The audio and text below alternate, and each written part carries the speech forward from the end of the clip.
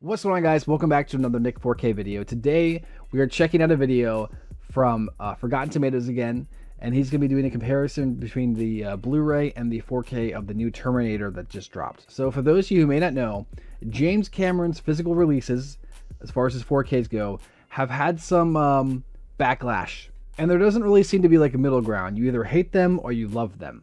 And so people are really afraid for Terminator 1 because of what they've seen in the previous releases. Now for me, like I said, because I have the OLED and because I only ever watched the other ones in DVD, it was of course a big step up. I thought it looked good.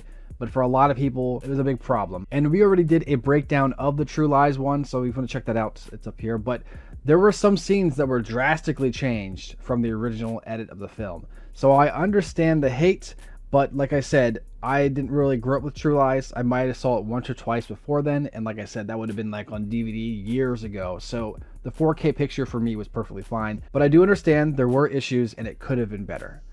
Now with that said, because of things like that, people were afraid for this transfer. So we're going to be checking out this comparison video. We're going to be breaking it down shot by shot, and we're going to figure out, is the new 4K Blu-ray worth it or not? Let's check it out.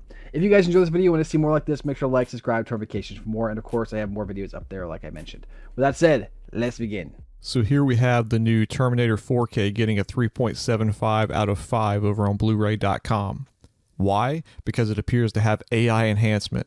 Even though, and this is the best part, even though it still looks great according to the reviewer. And of course, the usual suspects are over on Blu-ray.com just ranting and raving about this release. How horrible it is. I mean, give it a fucking rest, dude. There are legitimately bad releases out there, but this ain't one of them. Anyway, let's get into the review. And you can see here the level of detail is amazing. And I think this is an example of just how good this AI upscaling has gotten. And eventually you're not going to be able to tell the difference between this and a new 4K scan. It also looks like they've gone back and done some more cleanup. I couldn't find any specks or dirt anywhere. It looks immaculate.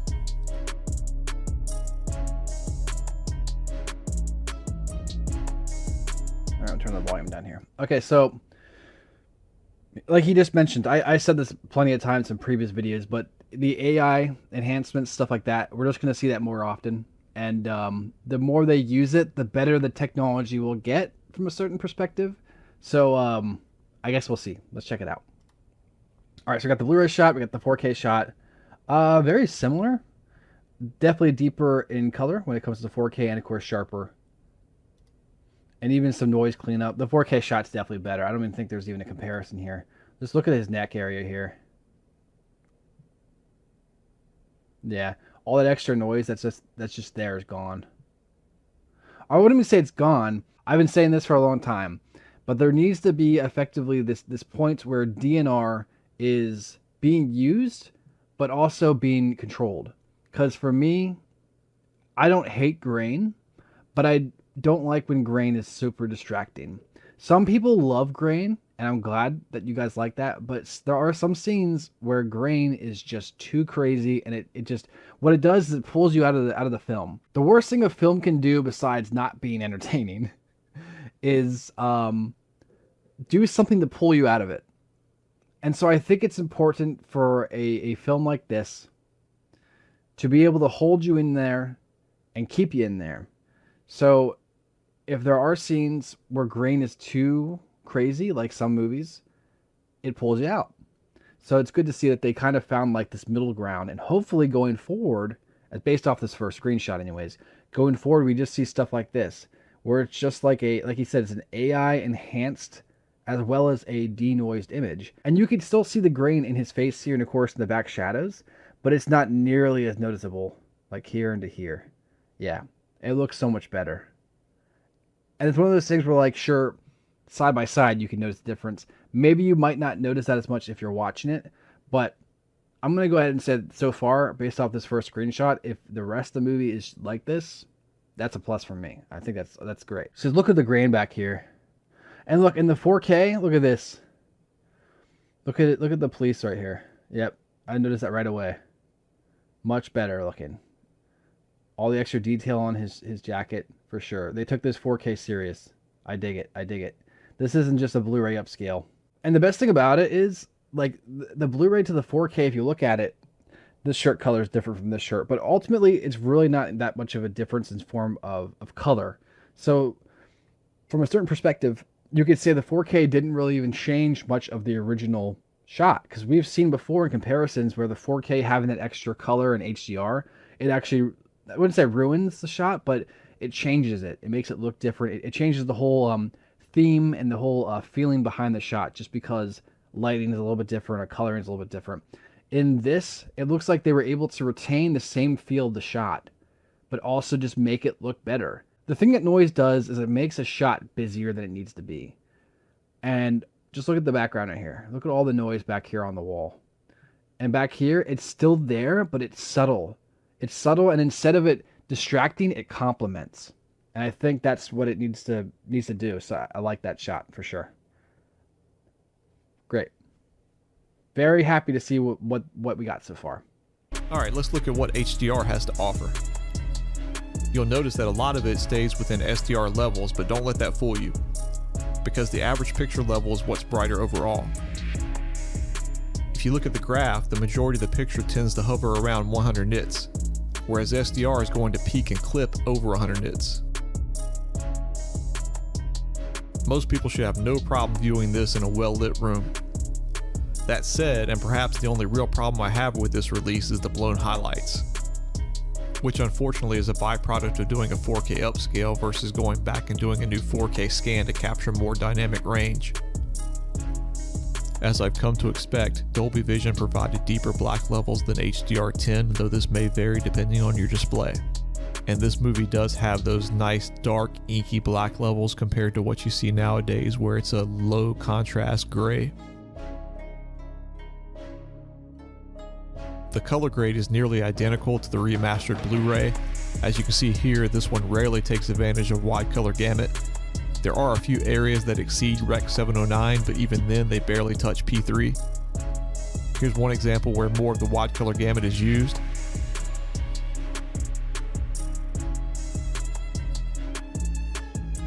The trademark glowing eye does use P3, but virtually everything else from explosions to neon lighting pretty much falls into Rec 709.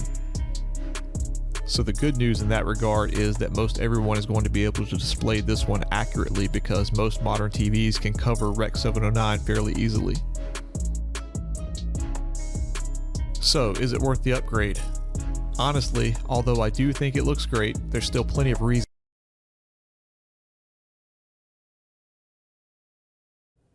I'll let him finish his thoughts. not to upgrade, at least not right away. As mentioned, if you have good or even great upscaling capability with your setup, the remastered Blu-ray still exhibits great detail and the color grade is basically the same. Also, as much as I like Dolby Atmos soundtracks, I don't think this is a must-have Dolby Atmos soundtrack over the 5.1 from the Blu-ray.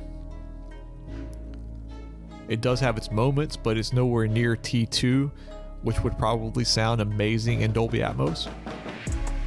There are no new extras to speak of either, which is very inconsistent with the most recent James Cameron 4K releases.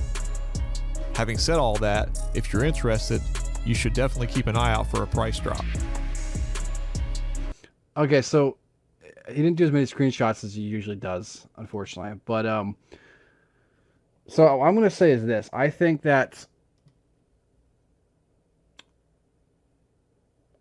worth it. I'm gonna go ahead and say this is worth it. Even if I had the Terminator Blu-ray, which I don't, but even if I had the blue, I'd upgrade. This is worth it. Like he said, this isn't a full new scan, but this is an upres of the Blu-ray. I'm not gonna lie, it looks like it could be its own original scan. Like, that's pretty good. Like, we've gotten far. Like I mentioned in the beginning of this video, this AI tech, it's getting really, really good, and I think this is a great example of it. This looks great. Would I have liked a full 4K scan? Of course. But as far as these Blu-ray upreses go, this looks good. Like I mentioned from that one shot that we saw earlier, let's look at the dog shot quick. I like the dog's fur in this one shot. If you watch his fur over here. It looks so good. Let me look at that again.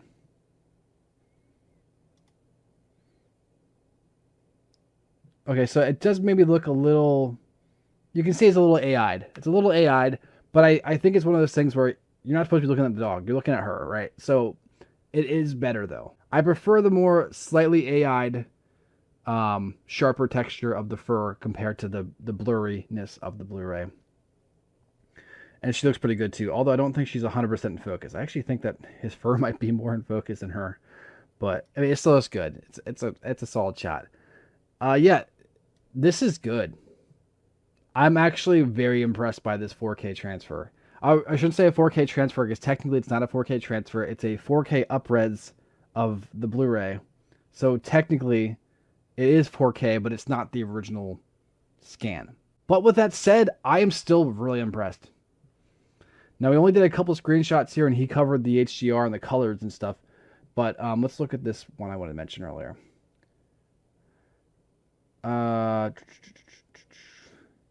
I'm just still impressed by this shot itself. I dig this shot. It looks great.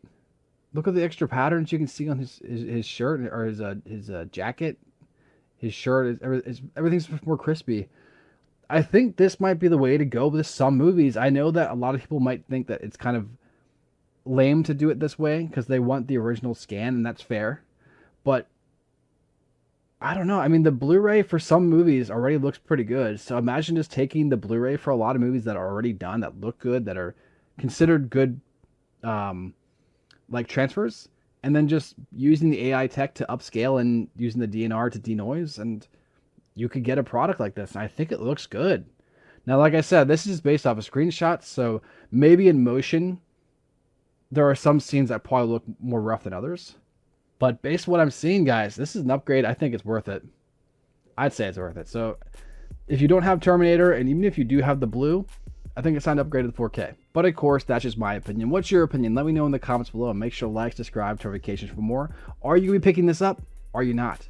Let me know. Comments below. Thanks again for watching, guys. I'll catch you next one. Peace.